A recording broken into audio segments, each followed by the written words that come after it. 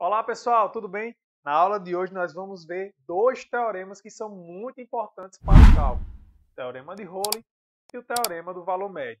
Então, fica ligadinho para que você possa compreender direitinho e ver onde é que a gente pode aplicar esses resultados. Roda a vinheta. I never made it, but I know what it takes. I'm motivated by a mix of emotion. Got my statement, and I'm reading it slow so I can. Eu sou o professor Adriano Medeiros e você está no canal Bote Fé na Matemática. Então, olha só, pessoal. A gente vai começar aqui pelo teorema de Rowley, tá? O que é que o teorema de Rowley ele diz para a gente? Né? Ele diz o seguinte: eu tenho uma função, certo? Que ela é contínua num intervalo fechado, tá vendo? AB, e ela é diferenciável no intervalo aberto, tá bom? Então, no fechado ela é contínua, tirando os extremos, no aberto ela é diferenciável. A gente pode derivar. Só que a gente também está pedindo que os valores dos extremos sejam iguais, ou seja, o f de A seja igual ao f de B. Tá bom? Eu trouxe até um desenhozinho aqui, ó, de uma situação que cumpre isso. Eu tenho uma função aqui contínua, ó, e eu estou pegando o f de A igual ao f de B. Certo? Então aqui a gente tem, né? Ó, esse valor aqui é o f de A e o f de B coincidem. E aí o que é que acontece, professor? Se essas duas condições forem satisfeitas, então vai existir ao menos um ponto aqui no meio do intervalo cuja derivada é zero. Tá bom? Ou seja, existe pelo menos um ponto cuja derivada é zero. E o que quer dizer isso geometricamente, professor? Quer dizer que nesse ponto aqui, ó, observe que se eu traçar uma reta ligando o ponto, esses dois pontos aqui, ó, que aqui é o ponto A, F de A, né? E aqui é o ponto B, F de B do plano. Então, se eu considerar essa reta traçando esses dois pontos, quer dizer que essa outra reta aqui que existe, né, que o teorema está garantindo, ela é uma reta paralela a essa reta que liga a F de A a B, F de B. Certo? Então, geometricamente, é isso que o resultado está nos dizendo, tá bom? Ou seja, e aí algebricamente isso significa, né, que tem um ponto em que a derivada é nula, tá bom? Como é que a gente prova isso, professor? É simples ou dá muito trabalho? É bem simples, né? Inclusive, e assim, reforço que é simples para você que assistiu nossa aula anterior. Né? Então, se você ainda não assistiu essa aula, né, eu vou deixar aí na descrição. É muito importante que você possa ver para você compreender aqui melhor o nosso argumento, tá bom? Então, tem até um professor um professor chamado Eduardo Teixeira, né, que foi meu professor lá no doutorado, ele falava muito assim: eu vou demonstrar sem usar o giz, né? Só com as mãos, né? Sem escrever nada, né? Isso que ele queria falar. Mas observe que de fato a gente consegue uma argumentação bem simples para justificar esse teorema. Observe o seguinte: a gente vai considerar, na verdade, duas situações. A primeira situação é no caso em que f é uma função constante. Bem, se f for constante, ela é contínua, é diferenciável, e o f de A é igual ao f de B. Então, ela cumpre as hipóteses do teorema, tá certo? Mas é óbvio que a derivada de uma constante a gente já sabe que é zero. Então, no caso em que f é constante, isso aqui é cumprido, inclusive, para todos os pontos. Né? Avalie se existe só um, né? Na verdade, todos os pontos. Então, no caso em que f é constante, o teorema ele é satisfeito, né, de forma trivial, digamos assim. Então, a gente vai supor que essa nossa função ela não é constante, tá bom? Então, essa é a situação. Então, suponha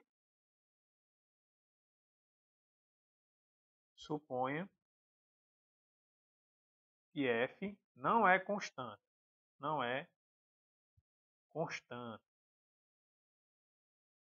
Bem, se f não é constante e é contínua, vocês concordam comigo? Eu vou até traçar um novo gráfico aqui, olha só.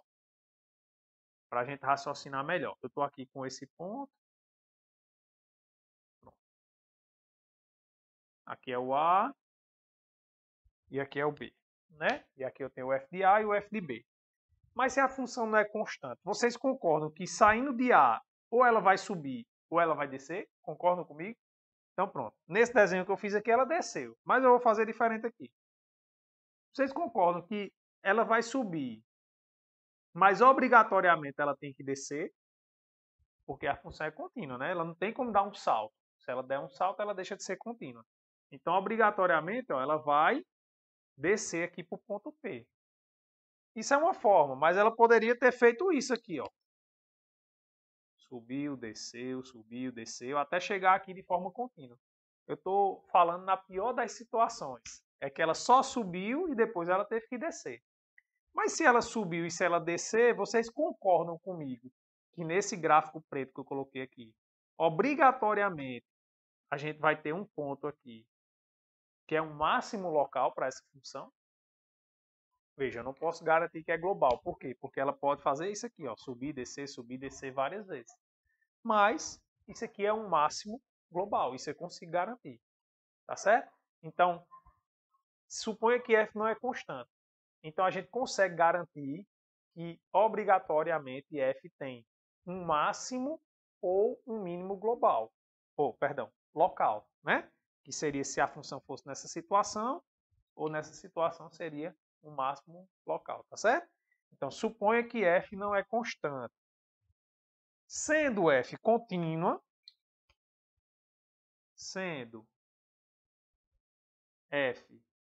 contínua, ela tem um ponto C pertencente ao AB, que é máximo ou mínimo local. E aí foi o que a gente viu justamente na aula passada, né? Todos os extremos locais, né, ou seja, máximo e mínimo local, são pontos críticos da nossa função. Ou seja, a derivada é zero nesse ponto, né? É máximo ou mínimo local.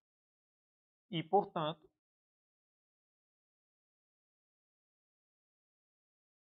f' de C é igual a zero. Tá bom? Bem, pode ser que exista mais outros pontos que atendam a esse. Mas a gente consegue garantir que pelo menos um atende a essa situação. Tá bom? Então, a gente tem o teorema de Rowley aqui provado. E aí, o que é que você achou dessa demonstração? Foi tranquilo? Coloca aí nos comentários. Qualquer dúvida, pode deixar também. Mas se também você entendeu perfeitamente, é importante para mim saber aí o feedback de vocês, né? Para que a gente consiga realmente ter a aprendizagem. O meu intuito aqui é que você entenda, que você aprenda. Tá certo? E aí, assim, a gente vai estar se comunicando direito e eu vou estar contribuindo com sua formação. Inclusive, já aproveito para pedir um like aí para você, né? Para ajudar aqui o nosso projeto e também se inscrever, caso ainda não seja inscrito. Pronto, então provamos o teorema de Rowley. Lembrando as condições: função contínua, diferenciável no intervalo aberto, em que os extremos coincidem. Então, obrigatoriamente, tem um ponto lá que a derivada é zero. Tá? E o que é que quer dizer isso geometricamente, professor? Quer dizer que existe um ponto em que a reta tangente a esse ponto, né, que passa no gráfico, ela é paralela à reta ligando o ponto A, f de A, B, f de B. Tá bom? Pronto, agora vamos para o teorema do valor médio, né, que é uma consequência do teorema de Rowley e que, né, é vasto em aplicações. Vocês vão ver aí como a gente, né, vocês vão ver aí em várias outras disciplinas também, como a gente, vez ou outra, a gente vai invocar aí o teorema do valor médio para nos ajudar. Então, quais são as condições? São parecidas, né, com a do teorema de Rowley. A gente tem, ó, a função que é contínua, aqui no intervalo fechado, e diferenciável no intervalo aberto. Então, existe um ponto no meio aí, né, do intervalo, cuja derivada nesse ponto é essa média. Ou seja, f de B menos f de A sobre B menos A. Tá certo? Bem, se a gente enxergar essa função f como um deslocamento, né, como uma função de deslocamento, isso aqui iria representar a velocidade média, né, de uma certa partícula durante um intervalo de tempo aqui, né? Então, isso estaria dizendo para a gente, na verdade, né, o teorema diz fisicamente, a gente observando, que em algum ponto, né, entre A e B, a velocidade instantânea, que é a derivada, né, num ponto, é igual à velocidade média. Isso é o que diz fisicamente. Professor, tem alguma interpretação geométrica para esse resultado? Também tem. E por isso que eu enfatizei bastante essa situação aqui, porque é justamente parecido. Ó. Só que agora a gente tem uma situação que a gente não precisa ter mais os pontos, né, iguais, os extremos. Então, coloca aqui A, coloca aqui B. Tá certo? E aí, o que é que isso aqui está dizendo geometricamente? Está dizendo isso aqui, ó. Se eu pegar essa reta aqui de novo, ligando esses pontos, existe pelo menos um ponto aqui. Existe um ponto C aqui, em que essa reta, que é tangente ao ponto C, né, no gráfico aqui, ó, no ponto CF de C, ela é paralela à reta ligando os pontos A, F de A, B, F de B. Tá certo? Então, geometricamente, a gente percebe que, de fato, é uma generalização do caso anterior. Fica mais claro, geometricamente, né? Isso que eu falei para vocês. Porque observe que a gente garante a mesma coisa, ó, que existe um ponto em que a reta ligando, né, o ponto A, F de A, B, F de B é paralela à reta tangente em algum ponto aí do intervalo. Tá certo? Então, só que agora eu dei a possibilidade desse negócio ficar inclinado. Tá? Professor, e como é que a gente justifica isso? Aí eu já dei a cantada, né? Eu disse que a gente vai usar o teorema de Rolo. Então, se a gente vai usar o teorema de Rolo, eu tenho que, de alguma forma, definir uma função que seja contínua, né, no fechado, diferenciável no aberto, e que nos extremos ela coincida. Tá? E aí, olha só o que é que eu estou enxergando geometricamente. Eu estou enxergando que a reta nesse ponto, né, ela é paralela a essa. Então, eu vou pegar da seguinte maneira. Ó, eu vou pegar a minha função agora. Então, vamos colocar aqui a prova. Então, eu vou pegar uma função f de x.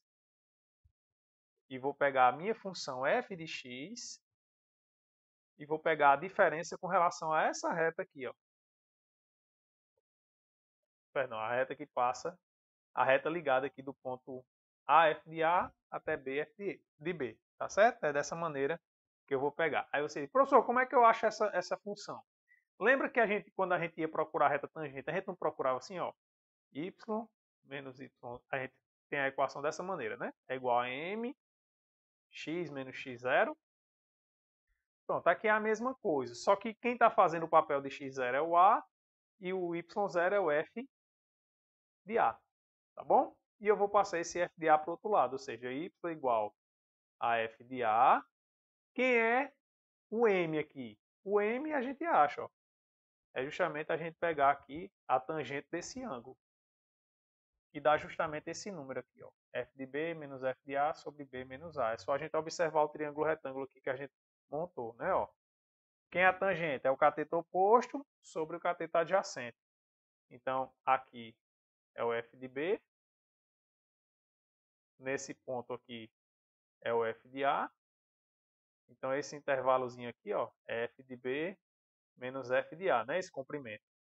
E esse comprimento de baixo é justamente B menos A. Então, a tangente desse ângulo, que é o coeficiente angular da reta, é quem? É f de B menos f de A sobre B menos A. Tá certo? Pronto. Então, aqui vai ficar justamente, ó, igual aqui, mais f de B menos f de A sobre B menos A, que multiplica x menos A. Pronto. Então, essa é a equação dessa reta aqui. Então, eu vou pegar a função menos essa reta. Então, aqui vai ficar ó, f de A mais... Perdão, como é um menos, o menos... cuidado, aí tá vendo? Cuidado. Menos é a reta, né? Então, se é menos todo mundo. Então, aqui também vai ficar menos. Menos f de B menos f de A sobre B menos A, x menos A. E aí a gente observa o seguinte. Quanto é que vale f de A? Bem, quando eu colocar f de A, quando eu colocar A aqui, vai ficar A menos A, dá zero. Então, esse termo todo vai embora. Vai sobrar justamente aqui, substituindo A, f de A menos f de A, que também é zero. Então, f de A é zero. Aí, agora eu vou olhar f de B, tá certo? Então, eu vou olhar agora f de b. Só que f de b, o que é que vai acontecer? Aqui vai ficar b menos a, né? Ó, b menos a. Aí eu vou simplificar b menos a por b menos a aqui.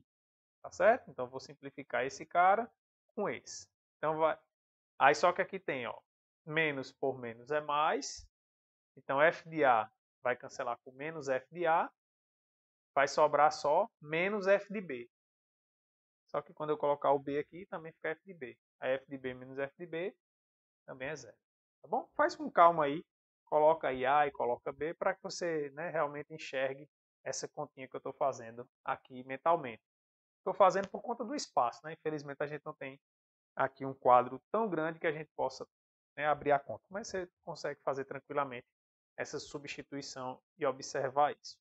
Bem, então olha só, essa função aqui f, ela já é contínua e diferenciável aqui. Essa função que eu adicionei é uma reta, que é c infinito, né? Então, a soma de duas funções que satisfazem isso continua satisfazendo. Então, eu estou dentro das hipóteses do teorema de Rowley, tá bom? Aí eu aplico justamente ele. Então, pelo teorema de Rowley, existe um C pertencente a B, tal que f' de C é igual a zero. Só que deriva essa função aqui, vamos derivar essa função. Quem é f' de x? Bem, derivada da soma é a soma das derivadas, né? Então vai ficar f', pequenininho. Aqui é uma constante, derivada dá zero. Aqui também é uma constante. Derivada disso aqui com relação a x dá 1. Derivada de menos a dá zero. Então ficou 1 vezes isso aqui. Ou seja, dá menos f de b menos f de a sobre b menos a. Quando eu substituir isso aqui em c, isso aqui é igual a zero. Então eu passo para o outro lado, né? E aí a gente fica justamente que f' de c é igual a essa expressão, que é o que a gente queria demonstrar aqui, tá bom? Então essa é a prova do teorema do valor médio. E aí, para a gente finalizar essa aula, tem uma coisa interessante. Responde para mim aí. Quanto é a derivada de uma função constante? Isso aí eu sei que você sabe, né? É zero, né? A derivada de qualquer função constante é zero. Agora, olha só que coisa interessante. Digamos que você sabe que você tem uma função cuja a derivada é zero. Será que essa função é constante? O que é que você acha? Coloca aí nos comentários. Então, quer conferir o que é que acontece? Será que ela também é uma função constante? Vamos ver agora em seguida. Então, a situação é a seguinte, ó, tem uma função que é contínua, tá? Que a derivada dela é zero no intervalo aberto. Então, essa função ela é constante, tá bom?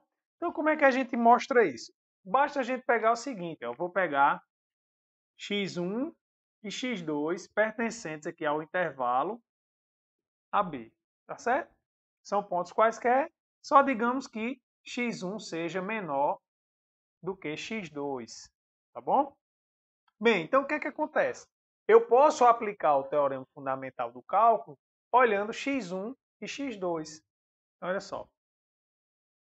Falei teorema fundamental do cálculo, mas é o teorema do valor médio, tá bom? Então, pelo teorema do valor médio, que a gente pode abreviar o TVM, existe um C pertencente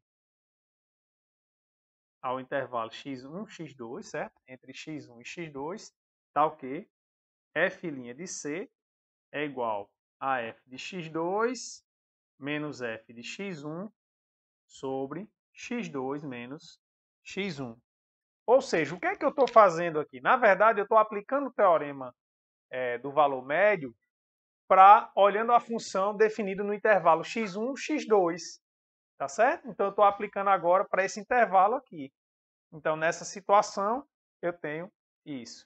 Bem, só que a derivada da nossa função, ela vale zero. Ora, se ela vale zero, esses pontos são distintos, então isso implica que o f de x2 é igual ao f de x1. Tá certo? Observe que eu peguei x2 e x1 pontos quaisquer no intervalo aberto AB, tá certo? E aí, com isso, né, e o fato da função ser contínua, eu consigo mostrar que a função ela é constante em todo o intervalo aberto AB. Aí você fica dizendo, beleza, professor, você mostrou para os pontos entre A e B. E no ponto A e no ponto B. Aí também a gente usa a continuidade, né? Porque se a gente sabe que f de x é igual a uma constante em AB, o que é que acontece com o limite quando x tende a A com valores maiores do que A de f de x? Ora, se ela é uma constante, o limite da constante é a própria constante. Então, isso aqui é C. Né? Então, como a função ela é contínua em A, o valor do limite da função no ponto tem que ser igual ao valor de f de A. Né? E aí, analogamente, a gente tem para o outro extremo f de B. Então, com isso, a gente mostra essa recíproca aí, né? Que se a derivada é zero, né? Agora, um detalhe aqui importante é que eu tenho um intervalo mesmo. Se fosse uma união de intervalos, né? E aí uma observação importante, ou seja, digamos que eu tivesse uma situação assim, ó. Digamos que eu tivesse uma situação que eu tenho aqui um A e um B, um C e um D, com intervalos separados. E eu sei que a minha função é zero. Eu não garanto que a função é constante. Por quê? Porque ela poderia ser constante aqui nesse pedaço, beleza? Mas nesse outro pedaço aqui, ela poderia assumir um outro valor constante.